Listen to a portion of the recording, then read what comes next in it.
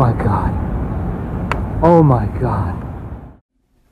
On my orders, the United States military has begun strikes against Al-Qaeda terrorist training camps and military installations of the Taliban regime in Afghanistan.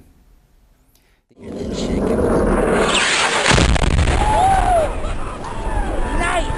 my God! That shit was a fucking bomb.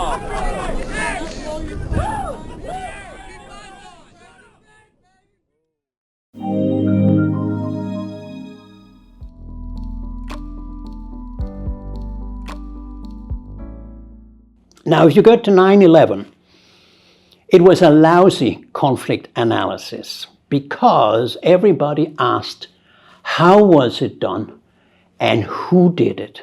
The attack, on World Trade Center and Pentagon. And the third one was meant to be the White House, but the plane crashed. They did not ask, why was it done? And so if you don't ask why, you cannot solve the problem. But that was not the intention for the US. The US wanted to exploit that victimhood, and I'm not underestimating it, but 3,000 people, less than 3,000 people were killed on 9/11/2001. Majority of which, or at least half of which, were not American citizens, but people who sat from all over the world in the World Trade Center. So, with due respect to every life that cost, the United States decided to exploit that situation for saying, now we're going to have a global war on terror. The GWOT, the Global War on Terror. Our war on terror begins with Al-Qaeda, but it does not end there. It will not end until every terrorist group of global reach has been found, stopped, and defeated. That means wherever we think that the guys who did this came from, we are going to bomb and occupy. So on the 7th of October, they invaded Afghanistan.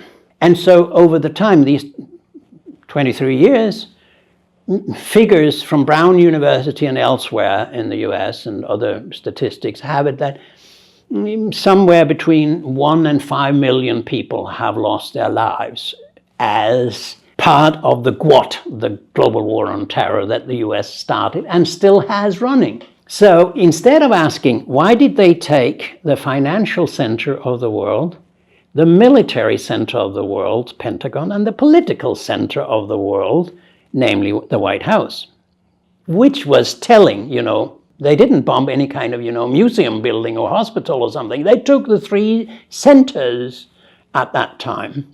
That should have been a message to someone. If you had read bin Laden's book, he starts out saying that the West has done enormous harm, not the least mass killing people in the East, by which he referred to Hiroshima and Nagasaki. So long story short, you overreact because you consider yourself a victim. Namely, you try to kill terrorists and say that thereby you will fight terrorism. That's not the way it works, because when you kill terrorists in the Middle East, Al-Qaeda or Al-Nusra, whatever, and by the way, the West has cooperated with a lot of them, for instance, in Aleppo in Syria, I've seen it myself. When you go for killing people, you don't solve the problem. What you should do is to ask yourself, why do people become terrorists? And when you have talked with terrorists and found out what their criticism and grievances are, how they feel marginalized, and why they use violence to get attention, then you begin to have a sense of what can be done. And I think that has been a devastating development for the Western world. The fighting after 9/11 all around the world by the US has contributed to making the US a more hated and having a more negative image than it otherwise would have had. That goes together with all the wars the US has lost. There's no wars it has won since Vietnam. It has lost all the wars, morally, politically, legally. The strong country, the strong society in which your different elements of power are balanced, equally much. A strong economy, strong political status, strong culture, strong social patterns, cohesion, strong legal power and legitimacy in the eyes of others. Now, if all these are sinking, but there's one you have, and that is the military power, you become a kind of drug addict, in this case, a weapons or militarism addict. And you will militarize yourself to death. Because the reason you have all this military is that you've taken the power from the economic power, the political power, the cultural power, and invested that in your military and warfare capacity. And the bottom of that, the basis that should carry this, is becoming smaller and smaller. And the West at the moment is the best at military power. It is declining in economic power, it's declining in political power, it's declining in cultural power, it's declining in trade, it's declining in global legitimacy. But one thing the Americans and NATO can say is, we're strong, we can do things. Now, they lost all the wars since Vietnam, but put that aside, there's still, we can blow you up if you don't behave like we want you to behave. That's what happens at the moment because of this militarization against Russia, which is perverse because Russia was already a dwarf before all this started. Russia had 8% of NATO's military expenditures. Excuse me, nobody with 8%, 8 horses, does not start a war against somebody who has 100 horses. So this whole thing is fantasy. It is a way to legitimate your own, or cover up your own blunder called Ukraine membership of NATO. If you ask me why NATO is spreading, it's because our leaders in the West believe that we're number one, we're second to none in the military sphere. That means you will see all problems around you as something that can be solved by weapons, by means of weapons or more weapons. That's why diplomacy has basically disappeared. That's why economic sustainability, underlying defense has disappeared. That's why you don't care anymore about whether the rest of the world finds your policies legitimate. And that's why you fight to preserve what you think you can preserve while everything else is falling apart. It takes no intelligence to start a war. It takes a lot of knowledge and intelligence to stop a war and create peace. And that's why I say there is a connection between intellectual and moral disarmament in the West. It doesn't matter anymore. We don't do diplomacy anymore. We don't take the other into account. We don't go for common security. We don't go for disarmament anymore. We don't respect the UN Charter because it's easier not to and just send some weapons. You see, the response from the West and NATO countries has been all the time, send more weapons. What do we do at the moment? The totally intellectually indefensible position, and the presidential candidates in the US have it and built on it. We want a ceasefire while we pump in weapons and ammunition to Israel. Does that make sense? I think a child can see that that is stupid and doesn't make sense.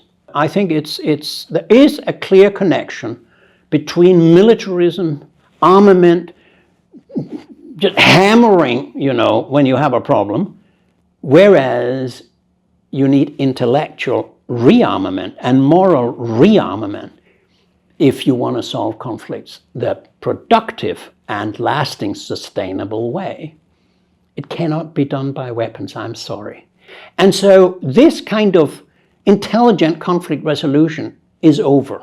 It's not used anymore. When I say these things here in the West, they say, oh, that's very idealistic. I don't know where it happens, but I think it had to do with the fact that the Soviet Union broke down.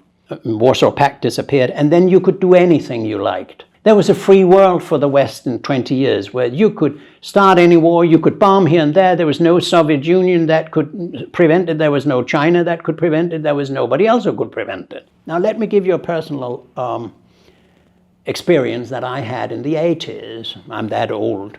Our colleagues, me and my colleagues, were working for the Swedish Foreign Ministry, writing reports, doing conceptual analysis, what is deterrence in psychological, political, and moral terms and things like that. And they would get the material and they would then say, come up that and that day and we will go through your text and we have a lot of questions to you. Why? Because Sweden needed, as a non-aligned, to a certain extent neutral country, to devise, to develop its own policies and be unique, because it did not just call Brussels or Washington, what shall we do? It had to, because it had its own policy, it had to be very, very solidly based in knowledge and clear concepts. Now, that's not the Sweden today. The Sweden today is a foreign policy that is completely in the interest of the United States. As a member of NATO, it has no independent foreign policy anymore. In my view, you could just as well close down the Ministry of Foreign Affairs, apart from ambassadors around the world, that's nice. And it is a total de-intellectualization. It's a foreign policy and security policy formulated without you needing any knowledge. Because you get the inspiration, the words, even the Twitter statements for press conferences, you get them through the Western influence. That's how Sweden, where I come from or live in, I've seen this, setting up of not only NATO membership, but 17 American military bases on Swedish territory, 15 in Finland, 3 in Denmark, and 4 or 5 in Norway, and more than 40 bases in 1 year set up in what used to be a peaceful corner of the world. Not only NATO membership, but bilateral agreements about bases that will be under American jurisdiction, where, for instance, the sovereign state of Sweden has abdicated parts of its independence and sovereignty and given it to the United States. For what reason? For being used if there is a conflict with Russia. Not that we have something that we can contribute, not something that NATO is interested in, not something the Western world could make good means of, such as a mediation capacity, such as a strong disarmament policy, such as an inspirational UN relationship. We don't have it. We have nothing to give anymore. You can add to that, Ukraine with NATO expansion is a factor that makes the West go down, because everybody who is not NATO can see that NATO was a main conflict creator until Russia, unfortunately, and I would say not very productively, invaded Ukraine. And then you had Nord Stream, and now you have the genocide in Gaza. All these things are contributing to undermining the authority and credibility and legitimacy in the rest of the world's eyes of the United States and the Western world, NATO and the European Union.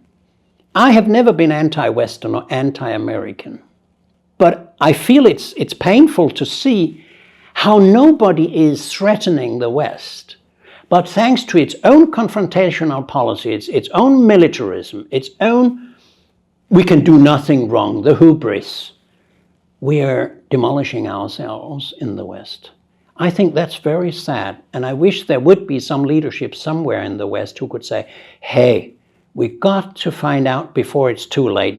It has all the time been, we're doing nothing wrong. It's the others who are foolish or dangerous or a challenge. We keep on doing what we want. We step up what we do, not seeing that what they do has been self-destructive. And that's intellectually, it's disarmament, while you promote rearmament with military means. And that's very sad to see for those of us living in the West.